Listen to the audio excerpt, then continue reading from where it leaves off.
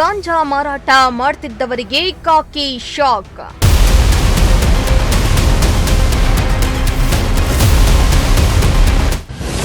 ನೂರ 60 ಗ್ರಾಂ ಗಾಂಜಾ ಸೀಸ್, 3 ಆರೋಪಿಗಳು ಅರೆಸ್ಟ್.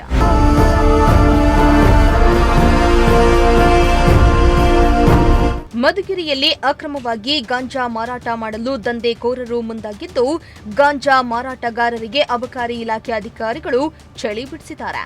ಹೌದು, ಗಾಂಜಾ ಸೊಪ್ಪು ಮಾರಾಟ ಮಾಡಲು ಯತ್ನಿಸಿದ್ದ ವೇಳೆ ಅಧಿಕಾರಿಗಳು ಖಚಿತ ಮಾಹಿತಿಯ ಮೇರೆಗೆ ಏಕಾಏಕಿ ರೇಡನ್ನ ಮಾಡಿದ್ದು 3 ಆರೋಪಿಗಳನ್ನು ಬಂಧಿಸಿದ್ದಾರೆ.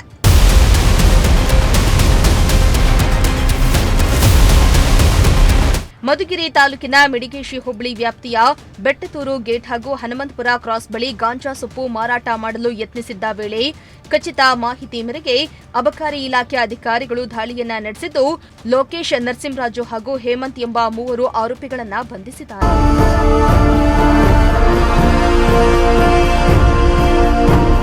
ಇನ್ನು ಆರೋಪಿಗಳ ಬಳಿಯಿದ್ದ ಸುಮಾರು 160 ಗ್ರಾಂ ಗಾಂಜಾ ಹಾಗೂ 2 ದ್ವಿಚಕ್ರ ವಾಹನಗಳನ್ನು ಅಧಿಕಾರಿಗಳು ವಶಕ್ಕೆ ಪಡೆದುಕೊಂಡಿದ್ದಾರೆ. ಡಿವೈಎಸ್ಪಿ ದೀಪಕ್ ನೇತೃತ್ವದಲ್ಲಿ ನಡೆದ ಈ ಕಾರ್ಯಾಚರಣೆಯಲ್ಲಿ ಅಬಕಾರಿ ನಿರೀಕ್ಷಕರಾದ ಹನುಮಯ್ಯ, ಮನು, ಉಪ ನಿರೀಕ್ಷಕ ಲೋಕೇಶ್ ಸೇರಿದಂತೆ ಸಿಬ್ಬಂದಿಗಳಾದ ಹಮೀದ್, ಜಗದೀಶ್, ರಮೇಶ್, ಆದಿಕುಮಾರ್, ಮಾರುತಿ ಹಾಗೂ ನವೀನ್ ಭಾಗಿಯಾಗಿದ್ದರು.